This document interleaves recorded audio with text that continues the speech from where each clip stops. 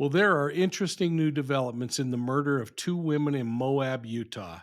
Is this information going to lead to the discovery of their killer?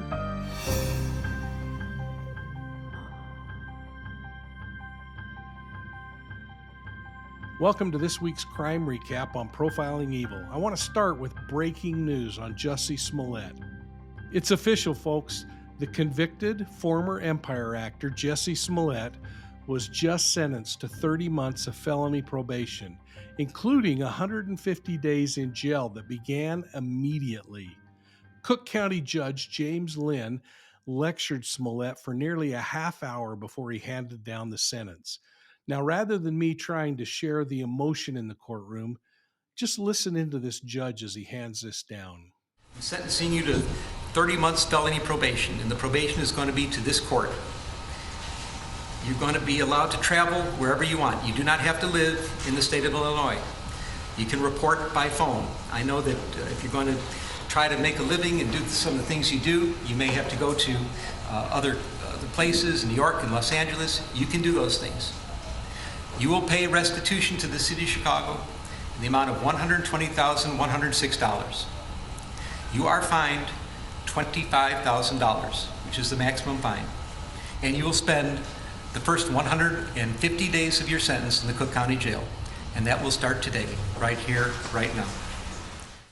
Well, after, Smallett stood and told the judge that he respected the judge, but he shouted out, "I'm not suicidal." He then went on a rant for several minutes before he was led from the courtroom, unhandcuffed, I might say. That was something that normally you don't see, and I think was offered to him as a courtesy. Why not others? Well, let's listen to Smollett's response in the courtroom. Do you have any questions? No, I would just like to say to Your Honor that I am not suicidal. That's what I would like to say. Okay. I'm not suicidal. Okay. I am not suicidal. I am innocent, and I am not suicidal.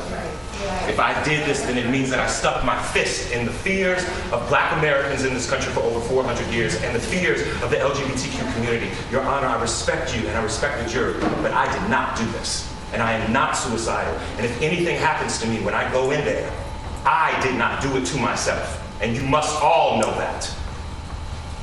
I respect you, Your Honor. I respect your decision. Jail time. I am not suicidal. Okay. Mr. Uche, let me inquire, are there any post-sentencing motions you care to present right now? Yes, Judge. Yes, Ms. Bill. The defense would wish to present a motion to reconsider sentence and file it in standard. It is timely filed. Thank you, Judge. And let me say, I've obviously considered the sentence at great length. And it's timely filed, so it's preserved for purposes of appeal. Motion to reconsider sentence is respectfully denied. And is there another, one second, Randy. Anything else? Just a second. Is there going to be a notice of appeal filed? Yes, Judge. We filed a notice of appeal. We're going to be emailing to the clerk right now, to the office. You're doing it in standard? And are you going to be handling the appeal? Judge, as of now, yes. Well, you have to commit to handling the appeal. Yes, we're filing a notice of appeal. All right, notice of appeal may be filed. Charlotte, now I need the prosecutors to work with Charlotte, the probation officer, to work out probation specifications with the conditions I just explained. 150 days in the county jail, restitution, fines. Oh, and also statutory as well. That's statutory. So you have to fill out the probation specifications, and I'm going to get somebody to help you do that. But we need to get that done in standard. Anything else today? Yes. Your Honor, if I may, in light of the notice of appeal, we would ask that you suspend the jail sentence in light of the in-standard filing of the notice of appeal. Did I do what? Suspend the jail sentence in light of the notice of filing of appeal. That will be respectfully denied. Yes, Mark. Okay. Mr. Lewis. If it can be stayed in light of our notice of appeal. No, I'm not staying. No. The wheels of justice turn slowly, and sometimes the hammer of justice has to fall, and it's falling right here, right now. I'm not staying this. This happens right here, right now. Charlotte? Judge, I know you said that Mr. Smallett removed. Yeah, I'll talk to you about it. I'll give you this. Okay. All right. Any other matters to come before the court today? All right, defendants remanded to the custody of sheriff. Court is adjourned. I am not suicidal. Stop laughing at our class. I am not suicidal, and I am innocent. I could have said that I was guilty a long time ago. In addition to the ordered restitution, Smallett was also fined an additional $25,000 for making false reports to police where he reported that he was a victim of a hate crime. The judge was forceful and direct when he said, quote, "There is a side of you that has this arrogance and selfishness and narcissism that's just disgraceful. You're not a victim of racial hate crimes. You're not a victim of homophobic hate crime. You're just a charlatan pretending to be a victim of a hate crime, and that's shameful," close quote. Well, how do you feel about Jussie Smollett's sentence, folks? I'm going to be watching for your comments down below, and thanks for weighing in. But let's talk for a moment about Laurie Dabel. Yeah, you got it. The 180-day clock on Laurie Dabel's competency report just struck 11, and the media report suggests that an update may be coming soon. Dabel's already had one period of a 90-day review come and go, so now we're at the 270-day mark. We hope to find out if she's competent to stand trial for the murder of her 2 children and her new husband, Chad Dabel's former wife, Tammy, soon. Now, there's not much known right now because Judge Boyce immediately sealed the reports submitted by the Idaho Department of Health and Welfare. Now, that report was accompanied by 2 other doctor reports. The judge's reasoning is found in this statement, which read, quote, "It is hereby ordered that the documents be sealed because the information in the report concerns the defendant's mental health records and restorative treatment," close quote. Now, the order did go on and say, "The defendant's privacy interests in having her mental health treatment records remain confidential predominate over the public's interest in having the information disclosed." Bottom line is, her rights are ahead of ours. Makes sense. Now, I wonder if Chad Dabel is sitting in his jail cell wondering, hey, why didn't I think of that? Well, in all, this couple faces conspiracy to commit murder charges and grand theft by deception in the death of Tylee and J.J. B.O.L.O. They also face conspiracy to commit first-degree murder in the deaths of Tammy Dabel. And then, of course, first-degree murder in the death of Tylee and J.J., and that grand theft charge for the Social Security fraud that was committed in behalf of the children. Now, when these cases are finalized, don't forget, Laurie Dabel still faces more murder charges in Arizona. So stay tuned, folks. This one is just getting wackier. And Brian McKenzie's wonderful mother, Frances, finally got the news that she had been waiting for more than 2 years. And more importantly, since Brian's body was discovered in a vehicle at the bottom of a pond in Tennessee near their home. Keenan Murphy, an associate of Brian, has been indicted and arraigned for first-degree murder of the 21-year-old. Now, think back. This was September of 2019 when Brian died. His mother has searched tirelessly throughout that entire time. And, while she wondered that Murphy was responsible, she remained hopeful that Brian would return home. He was finally returned home when his remains were found in a pond on August of 2021. Profiling Evil was the first channel to actually show you the drone footage by a neighbor that located this vehicle, including my interviews with the drone pilot about that discovery. Go back and check out that episode in the Profiling Evil playlist. I think you might find that interesting. Police aren't saying much about McKenzie's death, but Murphy is in custody for his death and others. In fact, in an interview that Murphy had when he was arrested back in 2019, he said he decided to shoot some other men because they were giving him a ride and he didn't like something they said. They made him angry. Well, hopefully his trial in May is going to be decisive. And my hope for Frances is that she's finding some peace in knowing that she brought her son home. Frances, you are an amazing woman, and it's been such a privilege to be able to work with you and talk with you. Thanks for what you've done and for your example.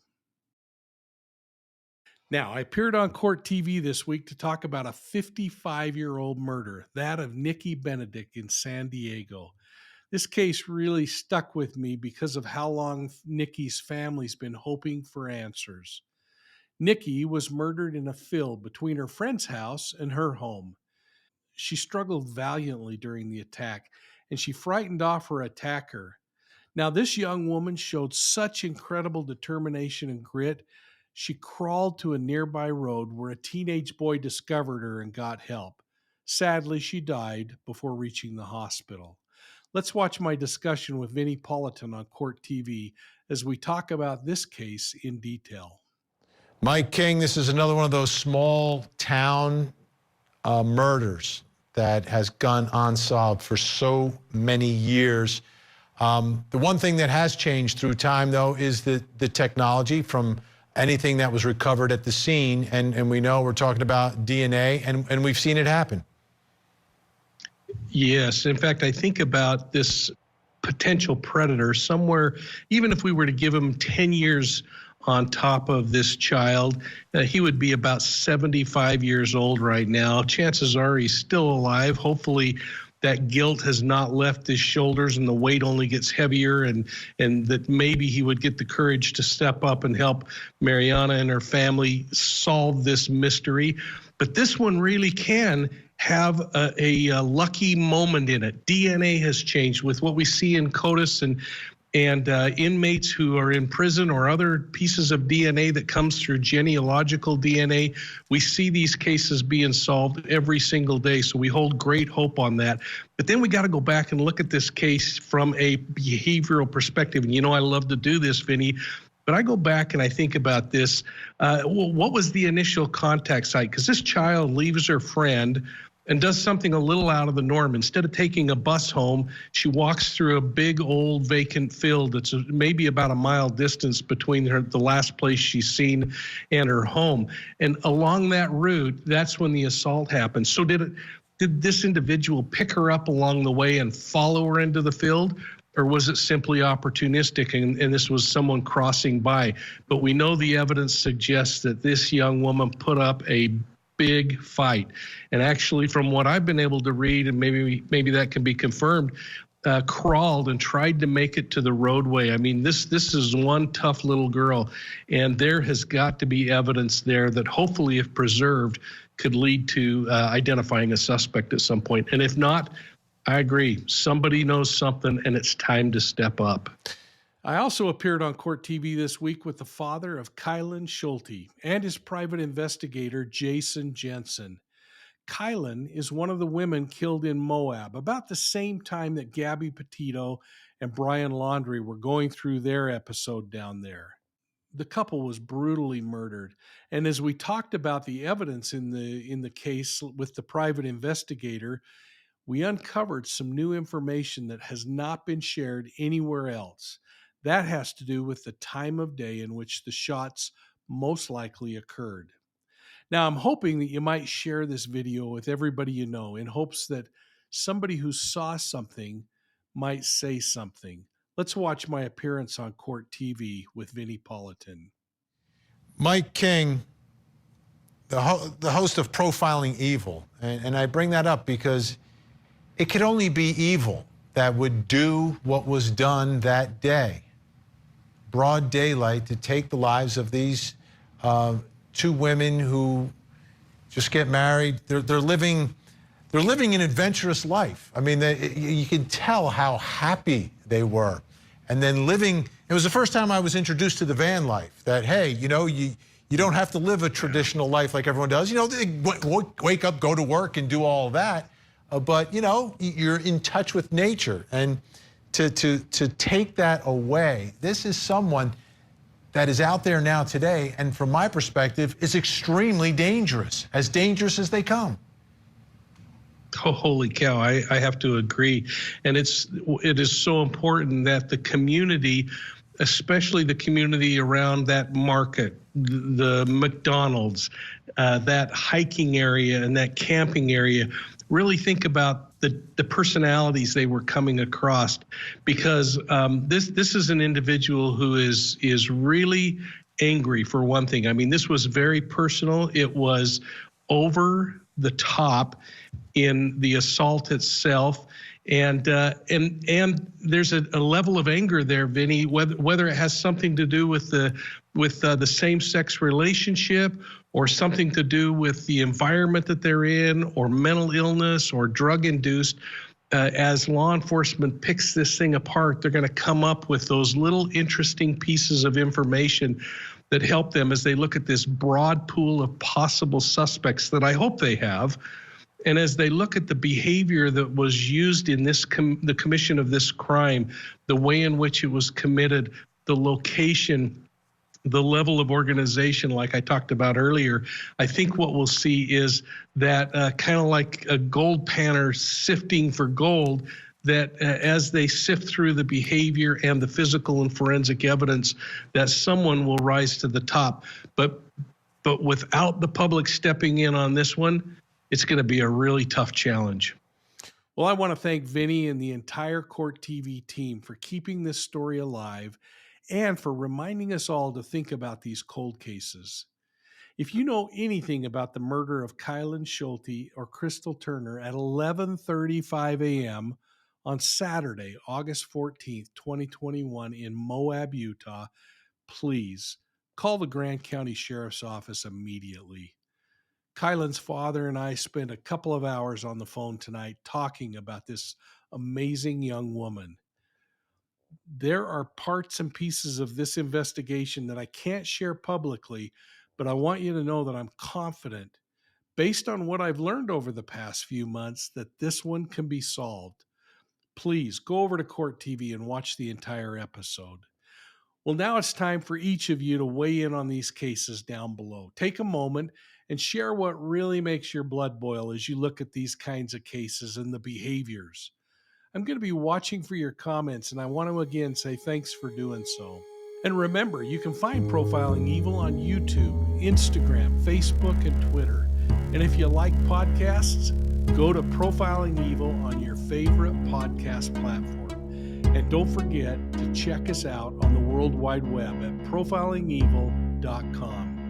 And one more time, because it does help, hit the like and subscribe button. And don't forget to consider joining our channel memberships. My favorite, it's the Academy level, hands down. It's where you get additional information not found anywhere else. Hey, thanks again, and we'll see you soon at the next crime scene.